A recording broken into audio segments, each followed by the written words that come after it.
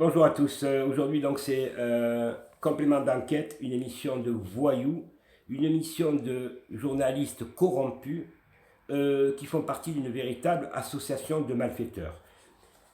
Effectivement, mesdames et messieurs, suite à la fameuse affaire des dossiers de Rocher qui fait trembler tout le monde, puisque ça touche les amis du prince Albert, mais ça touche la France aussi, puisque M. Dupond-Moretti ressort, je vous l'expliquerai plus tard, mais là je ne peux pas en dire trop.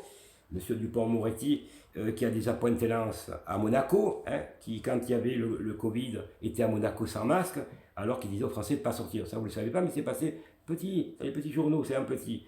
Qui, M.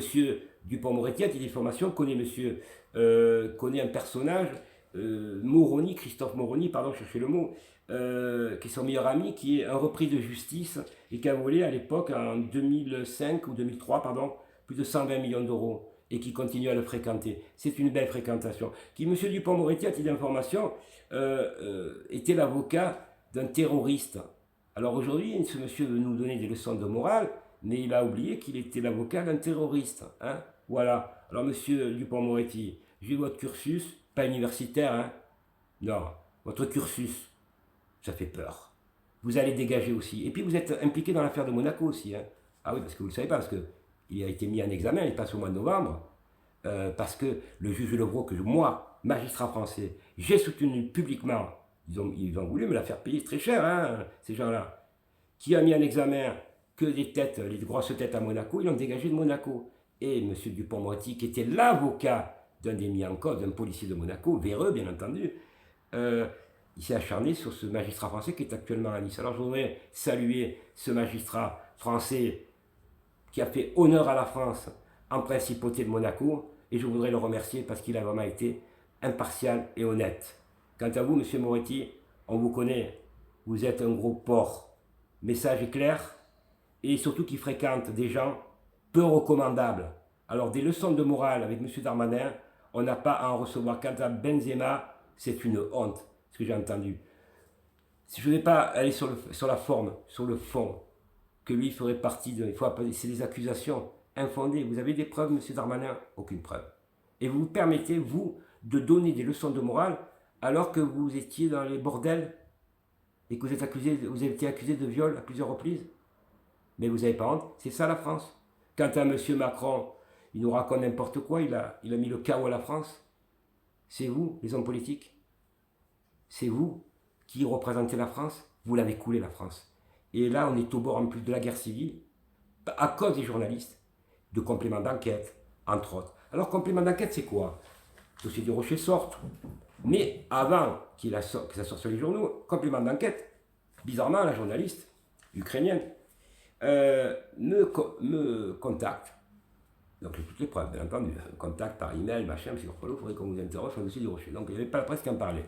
Et donc qu'est-ce qu'elle fait? Donc ils viennent m'enregistrer à Cruzy, dans le sud de la France. Donc, bien entendu, je signe un contrat malin.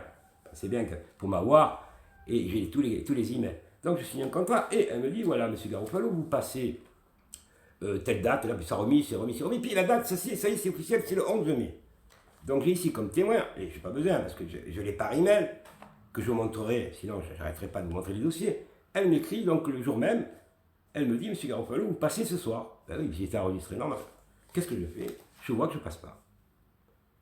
Et elle me demande des renseignements. Donc j'ai mis une plainte contre elle, contre complément d'enquête, parce qu'ils ont donné des fausses informations, puisque les vrais commanditaires, entre-temps, les vrais commanditaires de l'affaire des Rochers, ce sont les plaignants. Ça veut dire que c'est eux qui se sont piratés, ils voulaient faire croire que c'était M. Pastor et moi l'associé, quoi.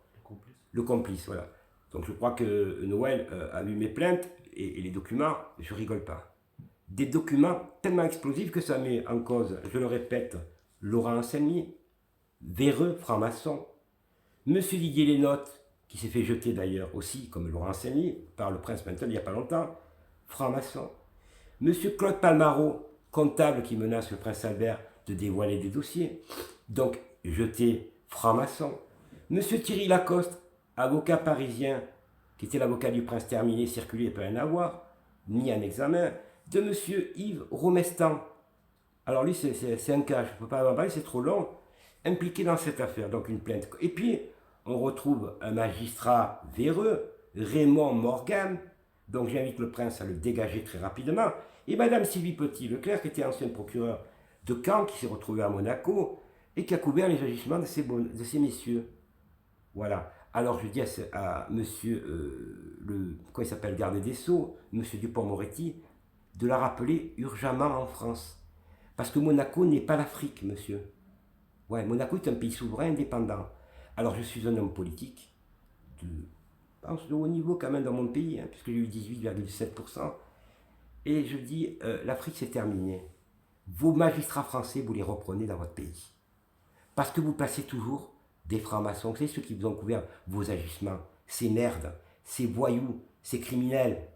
Et j'en détiens les preuves, puisque je rappelle, à titre d'information, que la chambre d'instruction d'Aix-en-Provence m'a relaxé, m'a sorti de prison, un mois de prison, parce qu'il y avait un mandat d'arrêt, et a prouvé que ces gens-là faisaient défaut à mon encontre.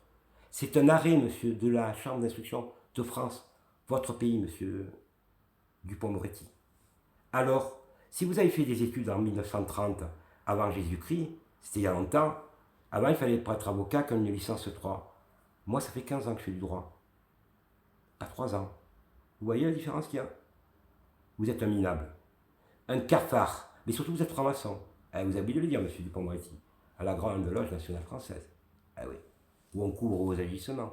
Ou quand vous allez passer en procès, on va vous relaxer certainement pour votre mise en examen. Puisque ce sont vos collègues qui vont vous juger.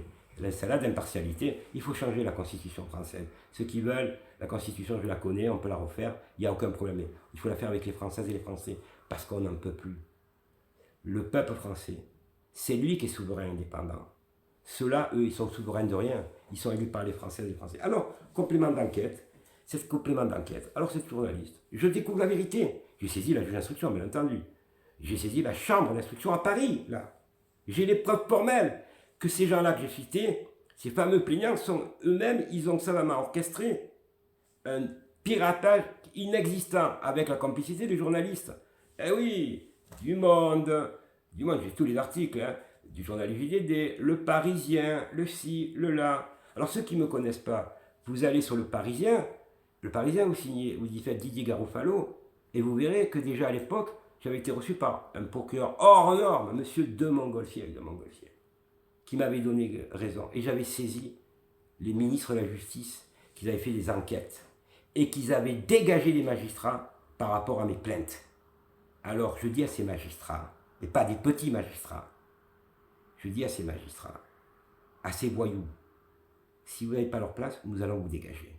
Comme les hommes politiques. Parce que là, aujourd'hui, nous sommes au bord du précipice. Alors le précipice, nous, on n'ira pas dans le précipice. On n'est pas bête. On est soudés. On aime notre France. Les mensonges, c'est terminé. Voilà. Ça fait 30 ans de combat, les gens que vous ne me connaissez pas. Mes parents m'ont pas appris, m'ont éduqué. Mon père, surtout pour sportif, avec le sport. Ma mère, vraiment une sainte, une gentillesse. Et ma grand-mère, au sommet. Ils m'ont éduqué. Même quand on a des ennemis, on ne va pas jusqu'à cette haine. On se bat sur des terrains judiciaires. Eux, ils ne se battent pas sur des terrains judiciaires. Ils vous écrasent. Ils vous font passer de voyous. C'est la méthode. On renverse la charge de la preuve en droit. Mais moi, la charge de la preuve, je la connais. Et pourquoi j'ai fait du droit à 46 ans? Parce que j'avais aucun diplôme à l'âge de 46 ans. Parce que j'ai compris que ça suffisait. Que la souffrance des Français et des Françaises, je l'écoute. Je suis dans la rue. Je fais toute la France. Je vois la misère. Je vois la gentillesse des gens. Et la France, elle mérite qu'on la défende, qu'on la soulève, mais surtout qu'on écoute le problème des Français. Et là, je reviens à monsieur Coluche, et allez le voir, déjà à l'époque. C'est un humoriste, mais un réaliste. Et voyez, c'est pour ça qu'ils en avaient peur de lui. Alors rejoignez-nous au MPI7, le seul mouvement qui, et je dis aux autres mouvements, venez nous rejoindre, il n'y a aucun problème. Mais nous, on veut des gens qui aiment la France, qui font des actions légales et surtout qu'on ait des résultats. Parce que les Français aujourd'hui, on est au bord de l'explosion sociale et mondiale.